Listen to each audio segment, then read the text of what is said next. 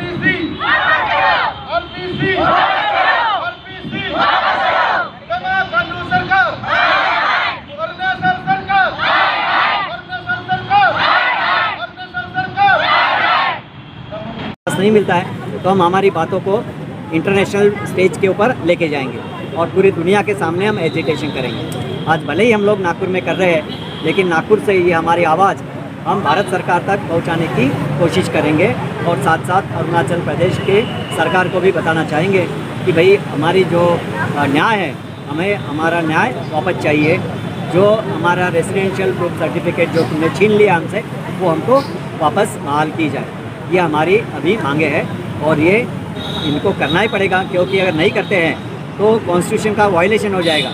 मतलब ऐसा हो जाएगा कि जो कॉन्स्टिट्यूशन हमारे देश में हर एक आदमी को जीने का अधिकार देती है, उसको ये लोग देश चलाने वाले और राज्य चलाने वाले लोग अपने पैर के नीचे कुचल रहे हैं। इसलिए मैं आपके माध्यम से, मीडिया के माध्यम से सरकार को, केंद्र सरकार को, अरुणाचल प्रदेश की सरकार को जगाना चाहते हैं हम लोग कि भाई जागो, अभी हमें हमारी न्याय वापस करो। Thank you.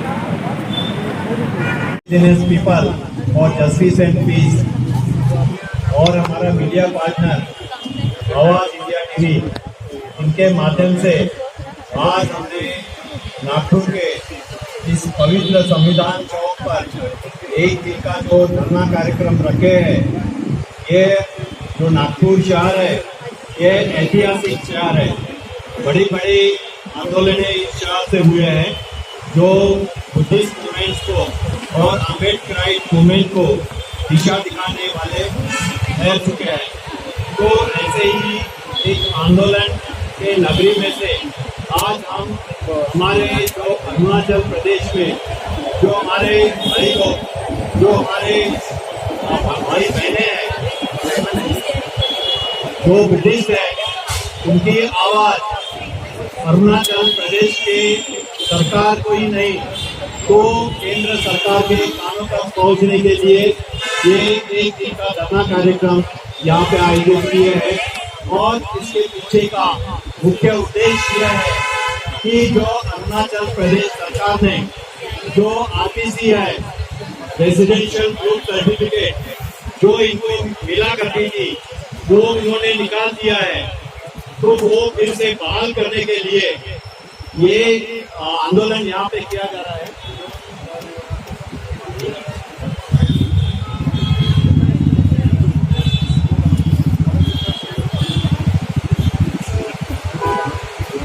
मैं आपको थोड़ा इतिहास में लेके जाने की कोशिश करूंगा कि 15 अगस्त 1947 को हमारा देश आजाद हुआ। तक हमारा देश यह एक अखंड भारत देश हुआ करता था, लेकिन आज़ादी के समय हमारे देश का विभाजन हुआ और भारत और पाकिस्तान ऐसे दो देश इस बंटवारे में अलग हो गए। 14 अगस्त 1947 को पाकिस्तान की निर्मित हुई और 15 अगस्त 1947 को भारत देश आज़ाद हुआ। आज़ाद होने के इस प्रक्रिया के साथ ही जब चिड़गांव हिल्स ये उस समय इस पाकिस्तान में चले गए, तो चिड़गांव हिल्स में रहने वाले जो हमारे चकमा भाई लोग थे, उन्हें वहाँ से अरुणाचल में माइग्रेट किया गया। माइग्रेट कैसे किया गया, ये भी एक इतिहास है, क्योंकि उनको उस समय की जो नेहरू सरकार थी, नेहरू सरकार ने एक उनको ऑफर दिया कि भाई अभी भारत देश का बंटवारा हो चुका है, अगर आप पाकिस्तान में रहना चाहते हो तो रह सकते हो, और अगर आप भारत में आना चाहते हो तो आ सकते हो। तो हमारे जो चकमा बुद्धिस्ट लोग थे, इन्होंने पाकिस्तान में न रहते हुए भारत में आने का स्वीकार किया, क्योंकि उन्हें भारत देश अपना लगा, क्योंकि भगवान बुद्ध का जन्म भी इसी भारत देश में हुआ था और वो सब लोग भगवान बुद्ध को मानने वाले लोग थे। इसलिए उन्हें लगा कि हम भारत में रहेंगे तो हम सुख शांति से रह सकेंगे। ये एक अपेक्षा के साथ उन्होंने भारत में आने का स्वीकार किया। भारत में आने के बाद उनको अरुणाचल प्रदेश में बसाया गया और तब से वो लोग वहाँ रह रहे थे। उसके बाद हमारा कॉन्स्टिट्यूशन अस्तित्व में आया, हमारा संविधान अस्तित्व में आया और संविधान ने हमें वो सब चीज़ें दिए, हमारे वो फंडामेंटल राइट्स हमें दिए। फंडामेंटल राइट्स कहते हैं हमें कि भाई जिस व्यक्ति का जन्म अगर भारत देश में होता है तो जन्म के साथ उन्हें राष्ट्रीयता बहाल की जाएगी, और जो लोग बाहर से आते हैं हमारे देश में और हमारा देश उन्हें राष्ट्रीयता बहाल करता है तो इन दोनों लोगों को हमारे फंडामेंटल राइट्स समान तौर पे लागू होंगे। लेकिन हमें दुख के साथ कहना पड़ रहा है कि हम भारतीय होके भी आज तक हमें हमारे राइट्स नहीं मिले हैं, हमारे नागरिकत्व हमें बहाल नहीं किया गया है। उसके लिए हम पहले 1996 में सुप्रीम कोर्ट में गए। सुप्रीम कोर्ट ने हमारी बातें सुनी और एक जजमेंट दिया, पास किया, और जजमेंट में उसने उस समय की भारत सरकार को यह अवगत कराया कि ये लोग भारतीय हैं, ये जन्म के साथ यहाँ पे रह रहे हैं तो इन्हें राष्ट्रीयता दी जाए। लेकिन दुख इस बात का हो रहा है कि अभी ये जो बच्चे आप लोग देख रहे हैं ये उस समय से अभी इनकी तीसरी जनरेशन है, इन्हें भी आज तक राष्ट्रीयता बहाल नहीं हुई है। तो अभी मुझे बताइए, दुनिया में कोई भी ऐसा देश नहीं होगा जहाँ की वहाँ पे जिसका जन्म हुआ है उनको उस देश की राष्ट्रीयता ना मिली हो। ऐसा दुनिया में कोई भी देश नहीं होगा। लेकिन आज हमको ऐसे दुख के साथ कहना पड़ रहा है कि हम तो भारतीय हैं, हमारा जन्म भी इस देश में हुआ है, लेकिन हमें नागरिकत्व नहीं मिली है, राष्ट्रीयता नहीं मिली है। और हमारा इस नागरिकत्व नहीं मिलने के वजह से अरुणाचल प्रदेश की जो सरकार है, जो केंद्र सरकार के साथ मिलजुल के वहाँ पे चल रही है, उन्होंने हमारे आरपीसी के अधिकार को भी छीन लिया। भारत सरकार ने तो हमारे राष्ट्रीयता को छीन लिया है। अभी अरुणाचल प्रदेश की राज्य सरकार भी हमें जो कल तक जो आरपीसी सर्टिफिकेट मिलती थी वो भी उन्होंने हमसे छीन लिया गया है। अब आप ही बताइए, जो लोग यहाँ पे आए हुए हैं सारे बुद्धिजीवी लोग हैं, हमारे मित्र डॉक्टर मस्के साहब यहाँ पे हैं जो इन चकमा विद्यार्थियों के प्रति वो शुरू से ही बहुत एग्रेसिव रहे हैं और शुरू से ही उनके पीछे खड़े हैं, सभी तरीके से मॉरल सपोर्ट के साथ, तन मन धन के साथ उनके पीछे खड़े हैं। मैं उन्हें धन्यवाद देना चाहूँगा कि सबसे पहले उन्होंने इस इश्यू को महाराष्ट्र के अंदर नागपुर में आवाज उठाने के लिए प्रयास किया कि भाई इनकी जो डिमांड है, इनकी जो मांगे हैं वो बहुत जायज़ है और ये उनको मिलना चाहिए। हमारे बीच में बहुत से बुद्धिवादी लोग आए हैं, जो रेलवे के हमारे बड़े इंजीनियर थे पद्माकर लामगरे साहब, वो भी यहाँ हैं, और बहुत से हमारे संस्था के लोग भी हैं और दूसरे भी लोग हैं जो नागपुर के। ये ऐतिहासिक पार्श्वभूमि मैं इसलिए बता रहा हूँ ताकि आपको इनके पीछे की हकीकत पता चले कि भारत सरकार इनके ऊपर कैसे अन्याय कर रहा है। और भारत सरकार अभी बीजेपी की सरकार है और अरुणाचल प्रदेश में भी बीजेपी के साथ मिलकर वहाँ सरकार चल रही है, तो वो लोग भी इनके ऊपर अन्याय कर रहे हैं। तो इसको मैं उस बात को लेकर चलता हूँ कि बाबा साहब ने एक बात कही थी कि भाई इस देश में इस दुनिया में एक लड़ाई निरंतर चलने वाली है और वो लड़ाई है बुद्धिज्म वर्सेस ब्राह्मणिज्म। ये लड़ाई जो है ये बाबा साहब ने आज़ादी के पहले कही थी, लिखित स्वरूप में कही थी। महाराष्ट्र गवर्नमेंट के एजुकेशन डिपार्टमेंट में जब राइटिंग एंड स्पीचेस के ग्रंथ प्रकाशित किए तो उसमें वॉल्यूम नंबर 3 में उन्होंने रिवॉल्यूशन और काउंटर रिवॉल्यूशन नाम का ग्रंथ प्रकाशित किया। उस ग्रंथ में सब कुछ बातें लिखित स्वरूप में है।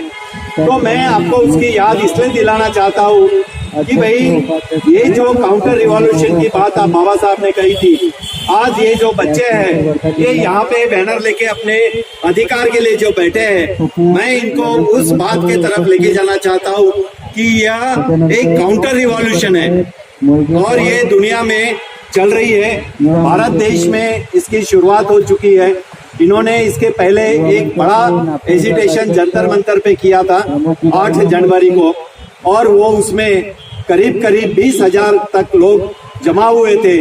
तो बहुत बड़ा ऐसा एक समुदाय वहाँ पे आया था चकमा बुद्धिस्ट लोगों का।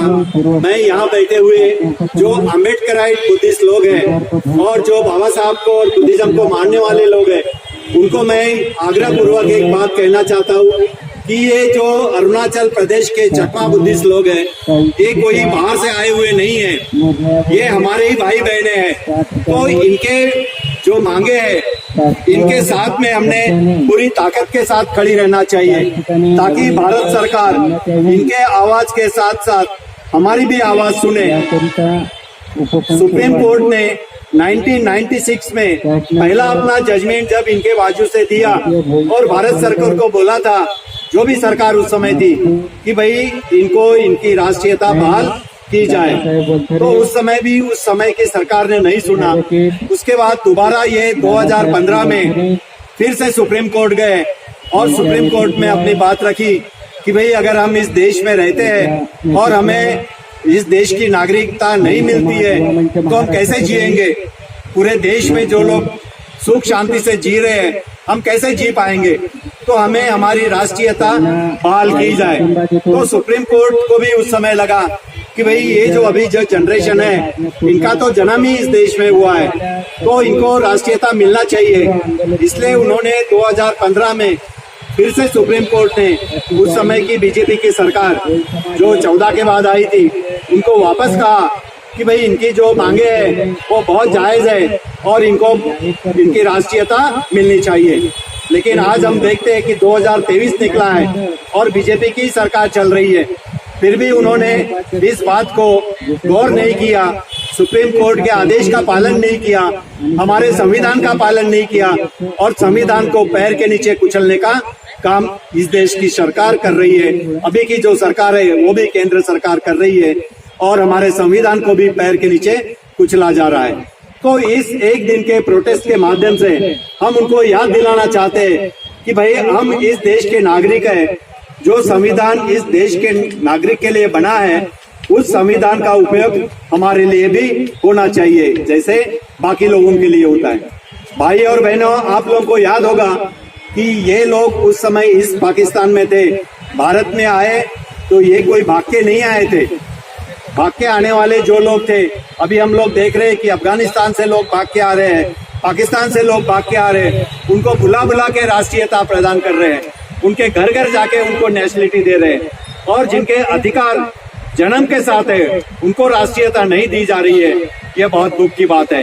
तो हमें जो हमारे अम्बेडकराइट बुद्धिस्ट लोग हैं, जो बाबा साहब को मानने वाले हैं, जो भगवान बुद्ध के विचारों को मानने वाले लोग हैं, उनसे मैं कहना चाहूँगा कि ये जो हमारे बच्चे हैं, इनके तरफ देख के आपको ऐसा महसूस नहीं होता है कि भाई इनके ऊपर सच में अन्याय हो रहा है? आज ये बच्चे दूसरे स्टेट में एडमिशन के लिए जाते हैं तो उनको रेसिडेंशियल प्रूफ सर्टिफिकेट मांगा जाता है और अरुणाचल प्रदेश की सरकार ने उनसे वो सर्टिफिकेट देना बंद कर दिया है। तो कहाँ जाएंगे ये? केंद्र सरकार उनको राष्ट्रीयता नहीं दे रही है, उनके पास वो डॉक्यूमेंट नहीं है और अरुणाचल प्रदेश की सरकार ने उनसे आरपीसी छीन लिया है। तो ये ना तो उधर दूसरे स्टेट में जाके नौकरियां कर सकते हैं, ना एडमिशन ले सकते हैं। ऐसे समय में इन्होंने कैसे जीना चाहिए? ये क्या मनुष्य नहीं है? जब हम मनुष्य की बात करते हैं तो इन्हें भी मनुष्य के तौर से, मनुष्य के तरह से जीने का अधिकार है। फिर इनके जीने का अधिकार छीनने का आपको क्या अधिकार है? दुनिया में संयुक्त राष्ट्र संघ कहता है कि मनुष्य के जो अधिकार है, मनुष्य के जो राइट्स है, वो उन्हें बहाल होना चाहिए। और उसके लिए संयुक्त राष्ट्र संघ ने इंडिजिनियस की, मूल निवासियों की परिभाषा दुनिया के सामने रखी कि जो मूल निवासी लोग हैं, जो देश में रहते होंगे, उस देश के सारे अधिकार उनको मिलना चाहिए। इवन वो लोग, संयुक्त राष्ट्र संघ तो ये भी कहती है अगर वो उनका देश होगा तो उनको उनका देश बहाल करना चाहिए। तो ये जो बच्चे बैठे हैं, ये भारत देश के मूल निवासी है।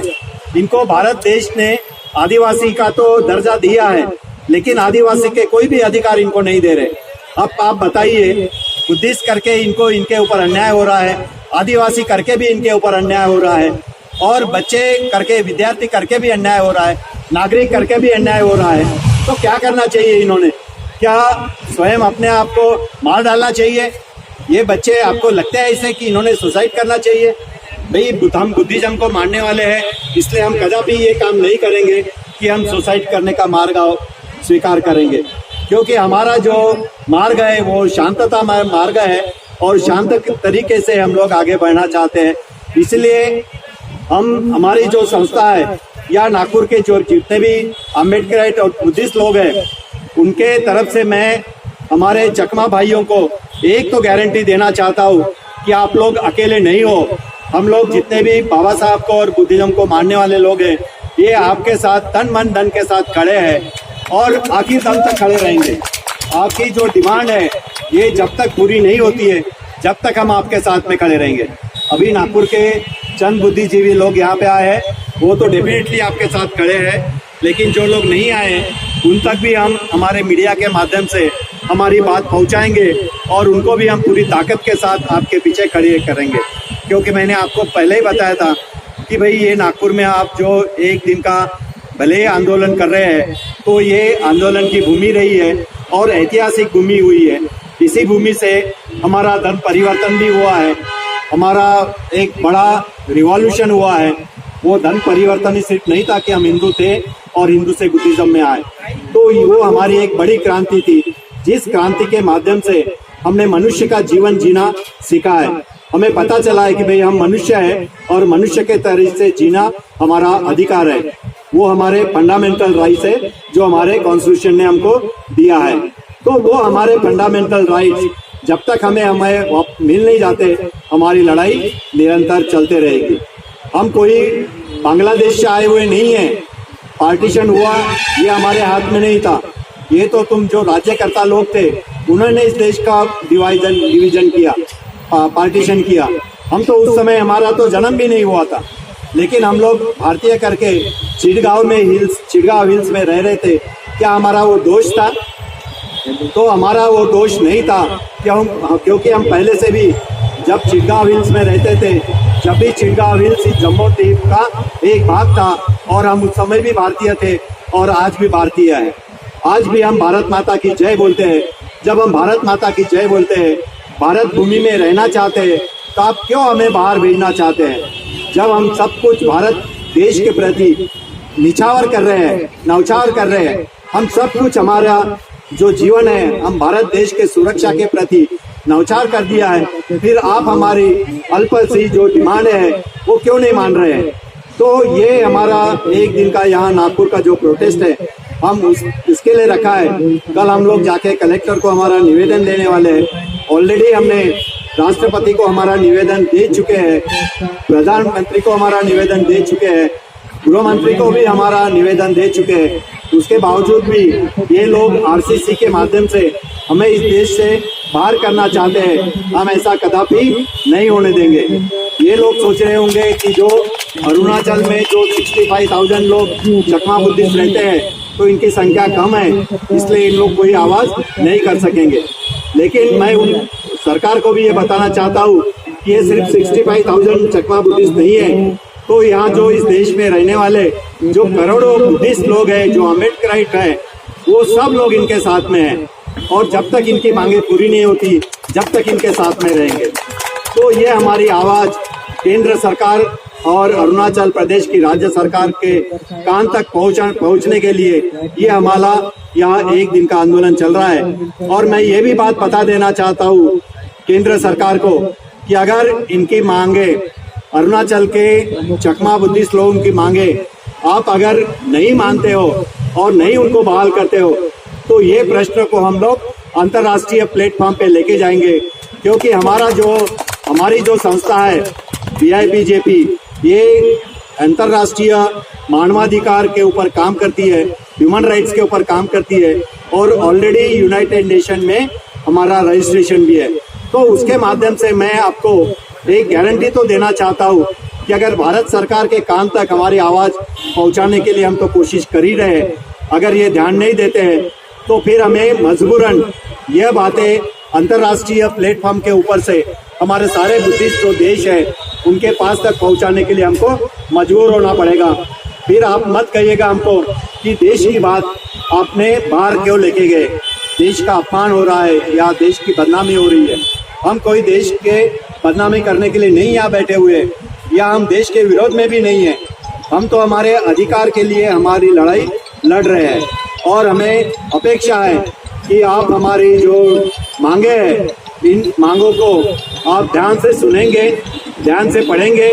हमने जो मेमोरेंडम दिया है उसको देखोगे, क्योंकि जो सुप्रीम कोर्ट का उनके जजमेंट का जो उल्लंघन हुआ है, जो नेशनल ह्यूमन राइट्स कमीशन ने जो हमारे बाजू से हम निर्णय दिया था, उसका उल्लंघन हुआ है। उसके उल्लंघन के अगेंस्ट में तो हम फिर से सुप्रीम कोर्ट तो जा सकते हैं। तो वो हमारा प्रयास चल रहा है और हम लोग उस तरीके से उस बात के ऊपर काम भी कर रहे हैं। लेकिन जो हमारे अम्बेडकराइट बुद्धिस्ट और जो लोग यहाँ बुद्धिजीवी लोग बैठे हुए हैं, उनको मेरी एक ही नम्र निवेदन है कि भाई ये बच्चों के पीछे इनके चेहरे देखो आप, और चेहरे देखने के बाद आपको नहीं लगता कि ये हमारे बच्चे हैं, तो इन बच्चों को प्रोटेक्ट करने के लिए, इन बच्चों को सेव करने के लिए, इनका फ्यूचर सुरक्षित करने के लिए हमको पूरी ताकत के साथ इन बच्चों के पीछे खड़ा रहना पड़ेगा। भले ही आपको ये बच्चे अरुणाचल के लग रहे हो, लेकिन आप गार्डियन बन के इनके पीछे खड़े रह सकते हो। पेरेंट्स नहीं भी बने तो गार्डियन तो बन सकते हो।